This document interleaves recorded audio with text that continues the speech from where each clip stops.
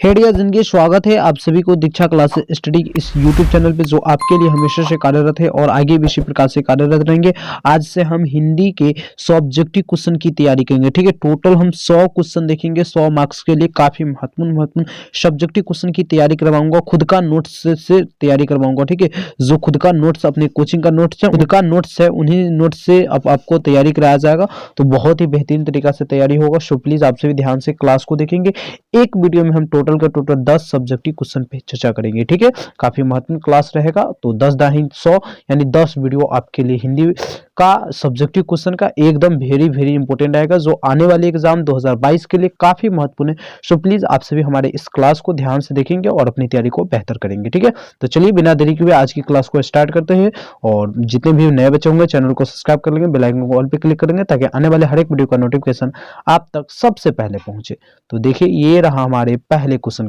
ये देखिए, सारे क्वेश्चन गेस किया हुआ क्वेश्चन है। ठीक है, एक भी क्वेश्चन आपका बिना गेस क्वेश्चन नहीं है। ठीक है, 2022 के लिए गेस किया हुआ प्रश्न एकदम वीवीआई क्वेश्चन, सब सारे क्वेश्चन पे तैयारी करवाएंगे क्योंकि अब एग्जाम के काफी कम समय बचा हुआ है। ऐसे में हमें गेस प्रश्न पढ़ना पड़ेगा कि कौन कौन से क्वेश्चन एग्जाम में आ सकते हैं, कौन कौन से क्वेश्चन बेहतर होते हैं। तो पहला क्वेश्चन है, शायद पहले ही चैप्टर से क्वेश्चन कह रहा है कि जाति प्रथा भारत में बेरोजगारी का एक प्रमुख और प्रत्यक्ष कारण कैसे बनी हुई है। आंसर देखिए, आइए आंसर में लिखेंगे, हिंदू धर्म की जाति प्रथा किसी भी व्यक्ति को ऐसा पेशा चुनने की अनुमति नहीं देता है जो उसका पैतृक पेशा नहीं हो, भले ही वो उस पेशा में प्रांगत हो। इसी कारण पेशा परिवर्तन की अनुमति न देकर जाति प्रथा भारत में बेरोजगारी का एक प्रमुख और प्रत्यक्ष कारण बनी हुई। देखिए, आंसर में लिखेंगे हिंदू धर्म की जाति है ना, जो किसी भी प्रथा में, देखिए प्रश्न को समझ कह रहा है, उत्तर को समझिए। उत्तर क्या कह रहा है कि हिंदू धर्म की जाति प्रथा किसी भी व्यक्ति को ऐसा पेशा चुनने की अनुमति नहीं देता जो उसका पैतृक पेशा न हो। यानी कहने का मतलब हिंदू धर्म में ऐसा माना जाता है कि जो उसका पैतृक पेशा यानी जो उसका पूर्वजों का पेशा है वही पेशा वह अपना सकता है, दूसरा पेशा नहीं अपना सकता है, दूसरे जाति में नहीं जा सकता, दूसरा धर्म को नहीं अपना सकता है। यह हिंदू धर्म की मान्यता में दिया गया है, भले ही वो उस पेशा के प्रांगत हो। इसी कारण पेशा परिवर्तन की अनुमति न देकर जाति प्रथा भारत में बेरोजगारी के एक प्रमुख और प्रत्यक्ष कारण बनी हुई है। तो इसका आंसर इस प्रकार का लिख सकते हैं। आप लोगों को अगर पीडीएफ चाहिए तो पीडीएफ भी आप हमारे से ले सकते हैं, एकदम फ्री में ले सकते हैं, कोई दिक्कत नहीं। यहाँ पे एक भी पैसा नहीं लिया जाता है दीक्षा क्लास स्टडी पे। ठीक है, तो आप फ्री में हमसे पीडीएफ भी ले सकते हैं या आप लोग स्क्रीनशॉट भी लेना चाहते हैं तो ले सकते हैं। चलिए दूसरे क्वेश्चन पे चर्चा करेंगे। आइए, दूसरा क्वेश्चन काफी वीवीआई क्वेश्चन है। देखिए, काफी वीवीआई क्वेश्चन, जहां पे वीवीआई क्वेश्चन होगा वहां पे मेरा साइन लगा होगा। ठीक है, काफी महत्वपूर्ण क्वेश्चन है। यह भी क्वेश्चन कह रहा है खोखा किन मामलों में अपवाद था। काफी बार यह प्रश्न पूछा गया है। आंसर में लिखिए, खोखा जीवन के नियमों का अपवाद था। अपवाद तो था ही, वह घर के नियमों का पालन में भी अपवाद था। वह शरारती और बेपरवाह था। लाड़ प्यार पालने वाले शरारती बिगड़ौल बच्चा था। कहने का मतलब देखिए, खोखा जीवन के नियमों का अपवाद तो था ही, साथ में वह घर के नियमों का भी अपवाद था, क्योंकि घर को चलाने के लिए हर एक घर में, आपके घर में भी नियम होंगे कि इस प्रकार से ऐसे, लेकिन वह नियम का पालन नहीं करते थे। वह शरारती था तथा बेपरवाह था, किसी को उसको परवाह नहीं था। वह लाड़ प्यार में पलने वाला शरारती बिगड़ौल बच्चा था। कहने का मतलब कि सिंह साहब इतने लाड़ प्यार से उसे पाले थे क्योंकि एक बेटा थे, तो वह बहुत ही बिगड़ौल बच्चा हो चुका था। तो इसका आंसर यह लिख दीजिएगा। ठीक है, ये 2 नंबर वाले क्वेश्चन था। आइए अगले क्वेश्चन पे चर्चा करेंगे। देखिए, अगला क्वेश्चन है आपके लिए तीसरा नंबर क्वेश्चन, काफी महत्वपूर्ण क्वेश्चन कह रहा है, लेखक की दृष्टि से सच्चे भारत के दर्शन कहां होती है और क्यों। देखिए, यह क्वेश्चन एमवीवीआई क्वेश्चन, यानी समझिए तो आपके एग्जाम के पॉइंट ऑफ व्यू से एकदम वीवीआई क्वेश्चन, एमवीवीआई क्वेश्चन सब करवा रहा हूं, एकदम सब्जेक्टिव क्वेश्चन। इससे तो आपका ऑब्जेक्टिव भी लगभग 100, अगर हम सब्जेक्टिव क्वेश्चन की तैयारी करवाते हैं तो आपका 1000 ऑब्जेक्टिव क्वेश्चन की तैयारी हो जाएगा, याद रखेंगे। ठीक है, तो आप लोग ध्यान से क्लास को करेंगे क्योंकि एक एक पॉइंट से आपका ऑब्जेक्टिव प्रश्न बनता है। प्रश्न कह रहा है, लेखक की दृष्टि से सच्चे भारत के दर्शन कहां होती है और क्यों होती है। आंसर में लिखेंगे, लेखक की दृष्टि से सच्चे भारत की दर्शन कोलकाता, मुंबई, मद्रास है, ऐसे दूसरे शहरों में नहीं हो सकता है। कहने का मतलब लेखक कहता है जो भी महानगर है या नगर है वहां पे हम सच्चे भारत के दर्शन नहीं कर सकते। सच्चे भारत का दर्शन एकमात्र भारत के नागरिक ग्रामवासियों के बीच ही हो सकता है। कहने का मतलब अगर सच्चे भारत का आपको दर्शन करना है तो आप भारत के नागरिकों के बीच जाइए, ग्रामीण ग्रामवासियों के बीच जाइए, वहां ही आपको सच्चे भारत की दर्शन हो सकता है। भारत गांवों का, किसानों का देश है। यानी क्या, भारत गांवों का देश है, किसानों का देश है, अतः भारतीय आत्मा का सही वास गांवों में ही, यानी भारतीय आत्मा का सही वास कहां है तो गांवों में। इस प्रकार से इसका आंसर हो जाएगा। आइए अब चौथे नंबर क्वेश्चन पे चर्चा करते हैं। देखिएगा चौथे यहाँ पे भी थोड़ा सा था, इसीलिए सच्चे भारत का दर्शन निश्चल निर्मल विलोम ग्रामीण से के बीच ही संभव है। ठीक है, इतना भी आप लिख सकते हैं। आइए अगले क्वेश्चन है, चौथे नंबर क्वेश्चन, काफी वीवीआई क्वेश्चन है। यह भी क्वेश्चन को देख लीजिए, एकदम वीवीआई क्वेश्चन है। जहां पर मेरा साइन लगा हो ना, डबल साइन लगा तो और समझ जाइएगा कि काफी वीवीआई क्वेश्चन है, याद रखिएगा। ठीक है, यह चौथा नंबर क्वेश्चन कह रहा है, कवि ने मालिन मालिन किन्हें और क्यों कहा। आप लोग पढ़ते हैं चैप्टर तो उसमें यह क्वेश्चन आपको मिलेगा। कह रहा है कवि ने मालिन मालिन किन्हें और क्यों कहा। जो कवि थे वह मालिन और मालिन किन्हें और क्यों कहा। इसका आंसर मिलेगा, कवि ने माली और मालिन श्री कृष्ण और राधा को कहा क्योंकि प्रेम रूपी वाटिका के ये दोनों माली और मालिन है। क्या है, कवि जो थे वह मालिन मालिन किसे कहा, तो भगवान श्री कृष्ण को और राधा को कहा क्योंकि यह प्रेम रूपी वाटिका के दोनों माली और मालिन है। माली वाटिका को सुंदर बनाए रखने के लिए अपने जीवन की अमूल्य निधि को समर्पित कर देता है। जो माली होता है वो अपनी वाटिका को सुंदर बनाए रखने के लिए क्या करता है, अपने जीवन के अमूल्य निधि को वह समर्पित कर देता है। तन मन स्वर से अपना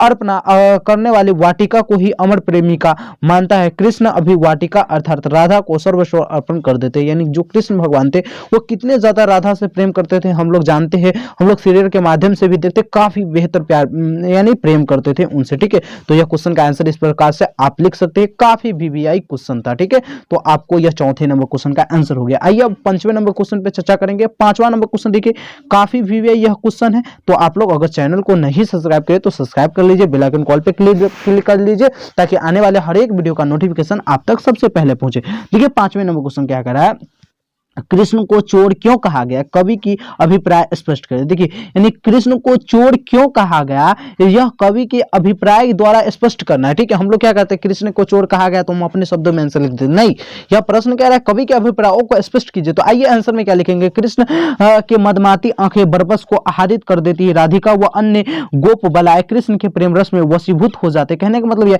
कृष्ण के मदमाती आंखें है जो बरस को आह्लादित कर देती है, राधिका राधा हो या अन्य गोप बलाए वो सभी कृष्ण के प्रेम रस में वशीभूत हो जाते हैं। यानी उनके प्रेम रस में इतने चले जाते हैं कि उनको समझिए, बहुत सारे कृष्ण पे मरने वाले इतने ज्यादा लड़की थे, आप लोग सोच नहीं सकते, आप लोग पढ़े होंगे तो पता चलता होगा। इसके आंसर में लिखेंगे, उससे अलग रहना चाहती है फिर भी वे अलग नहीं रह पाते। किससे, तो कृष्ण भगवान से अलग बहुत सारे गोपी गोपे आए जो बलाए जो रहना चाहते हैं उनसे अलग, लेकिन रह नहीं पाते क्योंकि उनके वो आंखों से उनके वो बातों से इतने ज्यादा उनको प्रेम हो जाता है लड़कियों लोगों को कि उनसे अलग रहना चाहते फिर भी नहीं रह पाते। जैसे हम लोग भी अगर मान लीजिए किसी से आपको प्रेम हो जाए तो आप उनके बिना नहीं रह सकते, एक मिनट भी नहीं रह सकते, पता नहीं क्यों, हालांकि ये सब गलत माना जाता है क्योंकि भगवान कृष्ण को जब सच्चा प्यार राधा नहीं मिला तो हम और आप किस गली के मूल्य है। ठीक है, आइए, लेकिन फिर भी वो अलग नहीं रह पाती। पर वस्तुतः चित्तचोर का अभिप्राय हृदय को चुराने वालों से, यानी चित्तचोर भी कहा गया, किसे कहा गया, तो कृष्ण को कहा गया जो हृदय को चुराने वालों से है। श्री कृष्ण के संपर्क में आने वाली गोप बलाया मर्यादाओं को खो देती, यानी जो श्री कृष्ण के यानी संपर्क में जो भी आते हैं वो गोप बलाया यानी जो भी लड़की होती है इनके अगर संपर्क में आ जाते हैं ना तो अपनी मर्यादाओं को खो देती है। गोप बलाया श्री कृष्ण से सावधान रहते हुए असावधान हो जाती है, यानी जो भी गोप बलाए होती है, यानी कहने का मतलब लड़की होती है जो कृष्ण से सावधान रहते हुए भी असावधान हो जाती है, अपनी मन की जिज्ञासा को प्रकट करने के लिए कुछ कहना चाहती है। कौन कहना चाहती है, लड़की। तो ये इसका आंसर हो जाएगा। आप लोग इस प्रकार से आंसर लिख सकते हैं। बहुत ही वीवीआई क्वेश्चन था आपके लिए, 2 मार्क्स का यह भी क्वेश्चन। आइए अगले क्वेश्चन पे चर्चा करेंगे।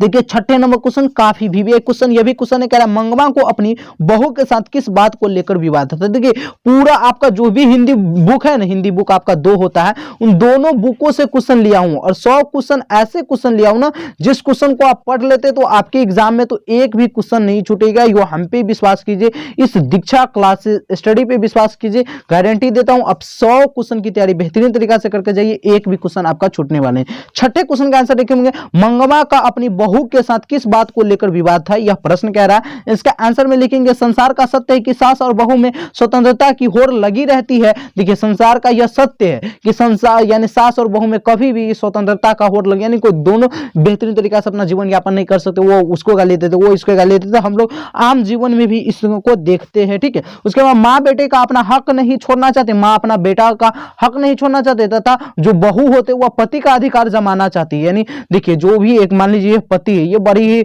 समझिए तो इसको बहुत कठिनाइयां होता है। इधर से माँ कहते हैं कि मैं तुमको यानी पैदा किया हूँ वगैरह वगैरह चीज किया हूँ, तो तुम मुझे नहीं छोड़ो। इधर से पति कहता है अब तुम मुझसे शादी, पत्नी कहती है कि अब तुम मुझसे शादी कर लियो तो अपना हक नहीं छोड़ो। तो ये इस प्रकार से ये पति बड़ी ही कठिनाइयों में रहता है हमेशा, ठीक है। तो इसका आंसर में लिखेंगे माँ अपना बेटे का हक नहीं छोड़ना चाहते और बहू पति का अधिकार जमाना चाहती। बहू ने किसी बात को लेकर अपने बेटे को खूब पीटा था। बहू ने किसी बात को लेकर, जब हम चैप्टर पढ़ते हैं तो बहू ने किसी बात को लेकर क्या हुआ, अपने बेटे को बहुत पीटा था। अमंगमा अपने पोते की पिटाई से दुखी होकर बहू को भला बुरा कह दिया। देखिए कोई भी अगर दादी हो, अगर उसके सामने आप उनके पोते को मारिएगा तो वो नहीं बर्दाश्त कर सकते, ठीक है। इसीलिए वो बोल ही देते हैं और बोल देते तो झगड़ा हो जाते सास बहू में। तो इसीलिए वो क्या जो मंगवा थे वह अपने दादी को सॉरी वो अपने पुतोहू को बहुत भला बुरा बोल दिया। इसी कारण से मंगवा को अपनी बहू के साथ विवाद हो गया। यानी जब वो बोला तो ये पुतोहू भी छोड़ने वाली नहीं थी, इन दोनों में इसलिए विवाद हो गया, कहने का मतलब झगड़ा हो गया। तो देखिए यहाँ पर भी मेरा साइन किया हुआ है, यानी साइन जहां पे रहे ना खास करके आप याद रखिएगा, इस चिन्ह को आप भूलिएगा नहीं, इस चिन्ह को भूलिएगा नहीं। जो क्वेश्चन पर अगर साइन रहेगा तो समझिएगा यह क्वेश्चन काफी इंपॉर्टेंट क्वेश्चन है, तो इसको क्वेश्चन को आप याद कर लीजिएगा, ये क्वेश्चन काफी इंपॉर्टेंट था। आइए अब हम 7वें नंबर क्वेश्चन पे चर्चा करते हैं। 7वां नंबर क्वेश्चन आपका देखिए काफी महत्वपूर्ण क्वेश्चन कर रहा है, रंगप्पा कौन था, वह मंगमा से क्या चाहता था। देखिए तो रंगप्पा शौकीन तबीयत रखने वाला एक जुआरी था। रंगप्पा क्या था, एक जुआरी था, यह शौकीन तबीयत का एक जुआरी था। वह मंगमा से कर्ज लेना चाहता था। मंगमा से क्या लेना चाहता था, कर्ज लेना चाहता था। वह भली भांति जानता था कि मंगवा अपने बहू बेटे से अलग रहती है और इसके पास पैसे रहते हैं, माँ बेटे के कलह का वह लाभ उठाना चाहता था। जो ये जुआरी था, ये जो रंगप्पा था एक प्रकार यह जुआरी था, ठीक है। यह मंगवा से कर्ज लेना चाहता था क्योंकि वह भली भांति जानता था कि मंगवा बहू बेटे में क्या है इनका, यानी बहू बेटे में क्या है, बहू बेटे अलग रहते हैं, इससे मंगवा से अलग रहते तो मंगवा को हम इसको फुसला लेंगे और इससे कर्ज ले लेंगे। तो ये इस प्रकार से ये चाहता था। तो इसका आंसर ये हो गया। 2 नंबर के लिए काफी महत्वपूर्ण क्वेश्चन है। तो इसका आंसर का आप लोग पीडीएफ लेना चाहते हैं तो पीडीएफ भी ले लीजिएगा या आप लोग याद ही कर लीजिए। मैं तो कहूंगा कि कोई जरूरी नहीं पीडीएफ लेने का, आप लोग को मैं वीडियो दिखाते दिखाते याद करवा दूंगा, ठीक है।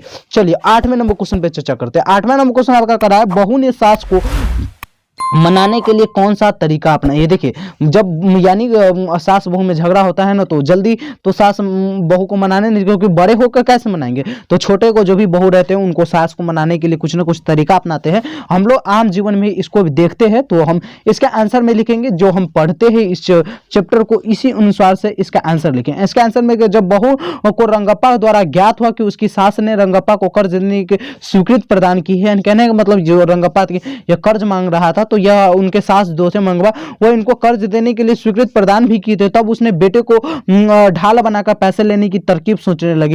यानी जब लगा कि अब हमारे सास के पैसा दूसरे के पास जाएगा तो इन्होंने क्या किया, अपने बेटे को ही तरकीब बना लिया। यानी कहने का मतलब बेटे को ढाल बनाकर पैसे लेने की तरकीब सोच लो। वह जानती थी कि सास अपने पोते से बहुत प्यार करती है, अतः अपने बेटे को दादी के पास रहने के लिए छोड़ दिया। यह जो बहू थे वह क्या किए, दादी के पास ही अपने बेटे को रहने के लिए छोड़ दिया ताकि हमारा पैसा कहीं और ना जाए और हम क्या कर सकते हैं अपने यानी सास को भी मना लेंगे और हमारा पैसा रंगप्पा के पास नहीं जाएगा, क्योंकि रंगप्पा तो जुआरी, अगर हमारे सास उनको पैसा भी दे देते तो वो वापस नहीं देंगे। देख ही लीजिए यहाँ पर भी देख लीजिए, काफी वीवीआई क्वेश्चन है, ठीक है। चलिए आइए अगले क्वेश्चन पे चर्चा करते हैं। 9 नंबर क्वेश्चन। 9 नंबर क्वेश्चन आपका कह रहा है, देखिए काफी इजी क्वेश्चन है। 9 नंबर कह रहा है, कवि किसके बिना जगत में यह जन्म व्यर्थ मानता है।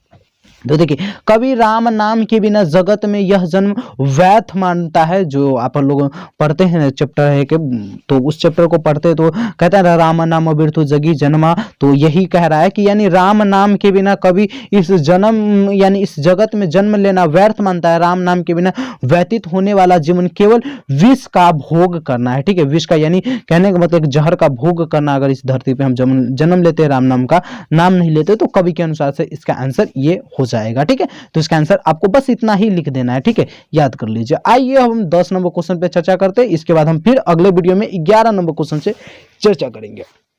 देखिए 10 नंबर क्वेश्चन आपका करा है, वाणी कब विष के समान हो जाती है। तो वाणी कब विष के समान हो जाती है, जब वाणी बाह्य आंडवन से संपन्न होकर राम नाम को त्याग देती है, तब वह विश्व हो जाती है। कहने का मतलब कि ये वाणी विष के समान यानी जहर के समान कब हो जाती है, जब वह राम नाम जो भी लेते रहते उनको त्याग कर यानी क्या कहते हैं उनको त्याग देते तो वह वाणी क्या होता है, जो भी बोलते वह विष के समान हो जाते यानी जहर के समान हो जाते, कवि कहता है। उसके बाद लिखेंगे नाम को त्याग देती है तब वो विश्व हो जाती है। राम नाम के अतिरिक्त उच्चारित ध्वनि काम, क्रोध, मद, लोभ आदि के पर निपुण होते हैं। कहने का मतलब जो राम नाम का नाम नहीं लेते हैं कवि के अनुसार से, उनका वाणी बहुत ही बेहतर खराब हो जाते हैं, क्रोध वाले हो जाते हैं, मद लोभ हो जाते हैं। तो इस प्रकार से इसका आंसर यह हो जाएगा। ठीक है, तो फिर मिलते हैं अगले वीडियो में। अब हम 11 नंबर से 20 नंबर क्वेश्चन तक चर्चा करेंगे। आशा करते हैं यह जो सेशन आपको दूंगा काफी बेहतर सेशन दूंगा। आप गारंटी के साथ 100 क्वेश्चन की बेहतरीन तरीका से तैयारी कर लीजिए, इससे बाहर आपके एग्जाम में एक भी क्वेश्चन नहीं रहेगा। ठीक है, तो फिर मिलते हैं अगले वीडियो में। जब तक के लिए जय हिंद, जय Bharat. Thank you so much.